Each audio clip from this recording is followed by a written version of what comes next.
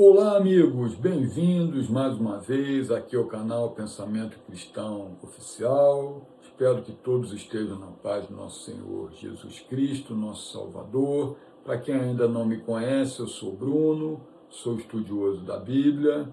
Vamos prosseguir com nossos estudos bíblicos, com nossas reflexões cristãs, e hoje vamos voltar ao Novo Testamento. Vamos lá para o final do Novo Testamento, ver um trecho muito importante da Epístola Universal de São Pedro, né?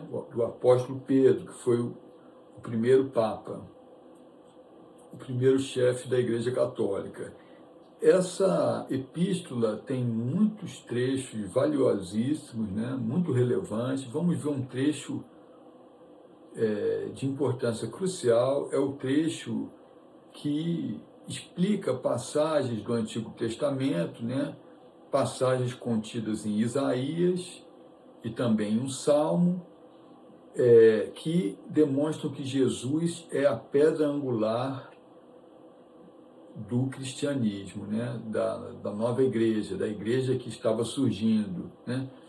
Eu vou ler esse trecho e depois vou dar uma explicação detalhada. É muito interessante, não é um trecho longo não. Vamos ver nesta primeira epístola de São Pedro, capítulo 2, no capítulo 2, os versículos 4 a 10, tá? Eu vou ler o trecho e depois nós prosseguimos.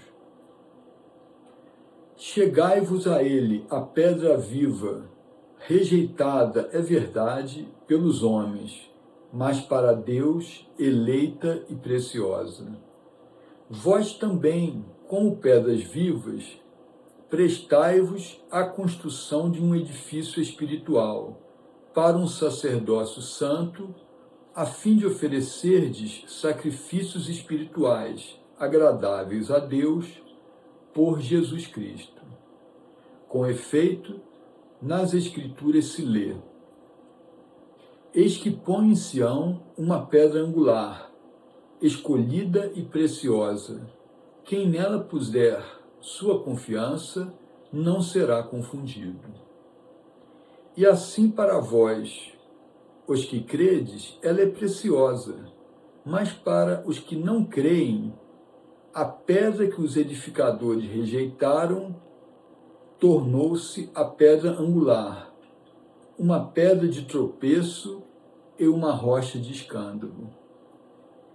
Eles tropeçam porque não obedecem à palavra, para o que também foram destinados. Mas vós sois a raça eleita, o sacerdócio real, a nação santa, o povo adquirido, a fim de que anuncieis as virtudes daquele que vos chamou das trevas para a sua luz maravilhosa. Vós, que outrora não erais povo, mas agora sois o povo de Deus, que não tinhas alcançado misericórdia, mas agora alcançastes misericórdia. Vejam que trecho importantíssimo, muito bonito, né, meus amigos? Eu primeiro vou explicar os trechos das Escrituras que o apóstolo Pedro está citando, tá? Primeiro, quando ele diz assim, nas Escrituras se lê: eis que põe em Sião uma pedra angular, escolhida e preciosa. Quem nela puser sua confiança não será confundido. É um trecho do profeta Isaías, capítulo 28, versículo 16. Depois, quem tiver interesse, pode conferir. Aí, mais adiante, ele cita outro trecho. A pedra que os edificadores rejeitaram tornou-se a pedra angular, uma pedra de tropeço e uma rocha de escândalo. Ele está citando aqui o Salmo 118, versículo 22. E também, mais uma vez, o profeta Isaías, mas agora o capítulo 8, versículo 14.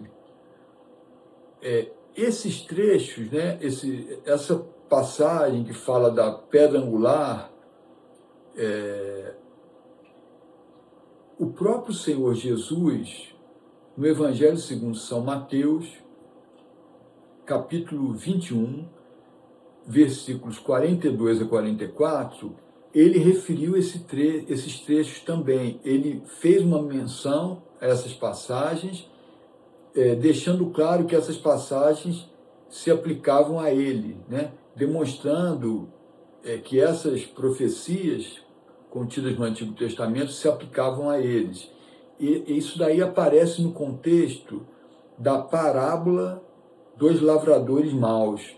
Nós já fizemos um vídeo sobre essa parábola muito interessante. Eu vou deixar um link no final desse vídeo aqui, um quadrinho.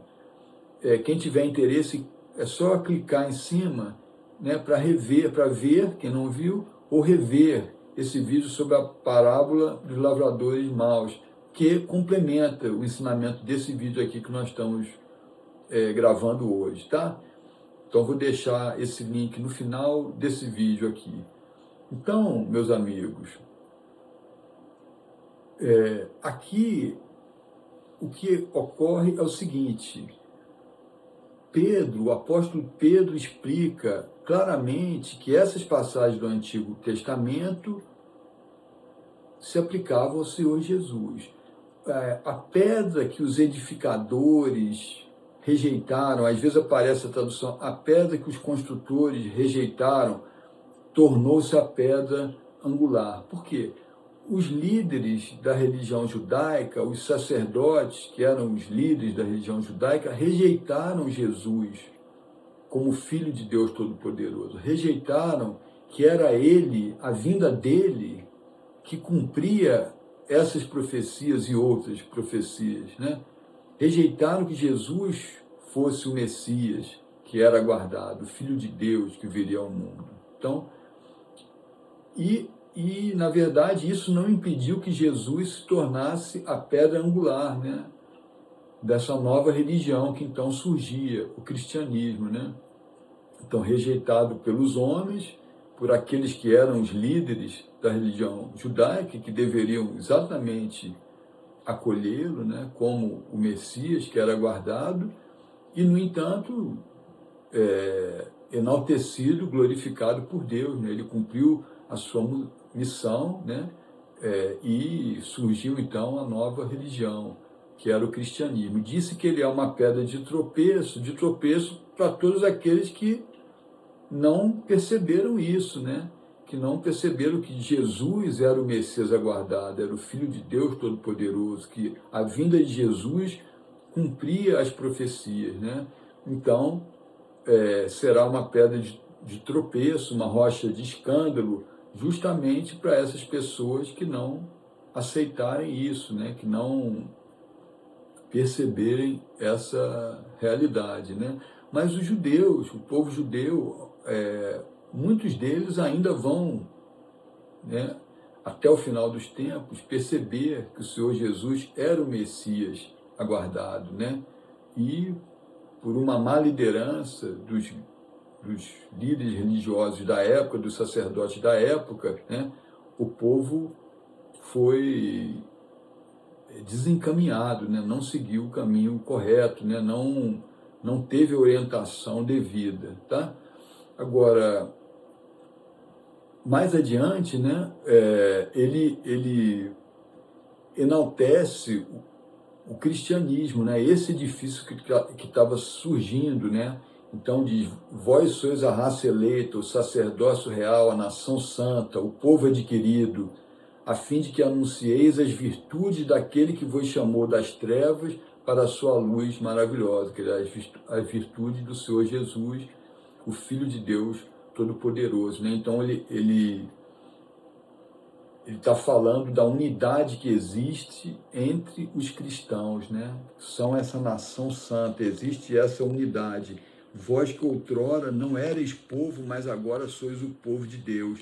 Não tinhas alcançado misericórdia, mas agora alcançaste misericórdia. Quer dizer, é uma união desse povo, né? Na verdade, se diz aqui raça eleita, mas não é propriamente uma raça, é um povo, é a união de um povo, de todas as raças, todos os que acreditam no Senhor Jesus são cristãos. Então é essa nação santa, a nação dos cristãos. E logo no início dessa passagem também se conclama os cristãos a serem pedras vivas, a serem também eles, né, todos nós, a sermos também nós pedras vivas deste edifício que é a religião cristã, né? Da mesma maneira como Jesus foi uma pedra viva, há uma conclamação, um chamamento para que cada cristão também seja uma pedra viva desse edifício. Então, Jesus é a pedra angular, quer dizer, a pedra fundamental.